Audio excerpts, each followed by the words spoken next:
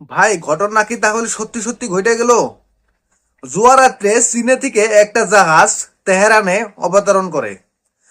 আর ভারতের গণমাধ্যমে কমতে সে জাহাজে নাকি ভর্তি অস্ত্র ছিল। তাহলে কি চীন গোপনে ইরান তেহরানকে অস্ত্র দিচ্ছে? আর এরকমটা যদি হয়ে থাকে তাহলে তো অসাধারণ।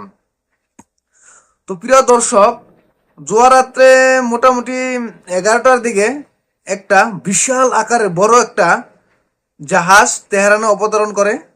আর সেই জাহাজটা খুব নজরবিহীনভাবে খুব ভালোভাবে পর্যবেক্ষণ করছিল ভারত। ভারতের একটা সংবাদ মাধ্যমে বলেছে সে জাহাজে নাকি ভর্তি অস্ত্র ছিল এবং চীন নাকি তেহরানকে অস্ত্র দিচ্ছে। আর এটা যদি হয়ে থাকে তাহলে কিন্তু খুব ভালো। আমি তো বলতে চাই এইরকম লোকায় লোকায় অস্ত্র দেওয়ার কোনো দরকার নাই, ওপেনলি সাপোর্ট করতে লাগে। এখন পর্যন্ত 4টা মুসলিম দেশ ইরানকে সাপোর্ট করছে। সে 4টা মুসলিম দেশ না, সরি, 4টা দেশ। 4টা দেশের মধ্যে একটা মুসলিম দেশ, 2টা মুসলিম দেশ, এবং তার মধ্যে আছে রাশিয়া, চীন, পাকিস্তান, তুর্কি। এই 4 দেশ ওপেনলি সাপোর্ট করছে, কিন্তু তারা কিন্তু কোনো ধরনের সাহায্য এখনো ওপেনলি করতেছে না।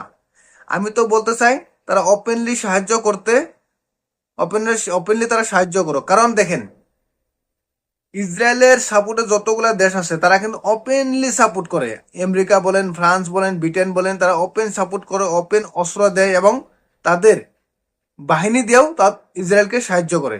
সেজন্য যদি চীন এবং রাশিয়া সাথে তুর্কি এবং পাকিস্তান যদি ইরানকে সাপোর্ট করে, লুকে লুকে সাপোর্ট করার কোনো দরকার নেই, ওপেন সাপোর্ট করুক, এটাই আমরা চাই। আর কালকা রাতের যে নজরবিহীন যে বিমান, এত বড় একটা বিমান তেহরানে গেল, সেই বিমানে নাকি ভর্তি অস্ত্র।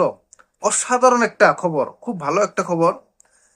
প্রিয় দর্শক, আপনারা জানেন ইসরায়েল লাগাতার ইরানে হামলা করছে, তেহরানে হামলা করছে, এবং পাল্টা হামলাও কিন্তু ইরান তেল আবিবে করছে।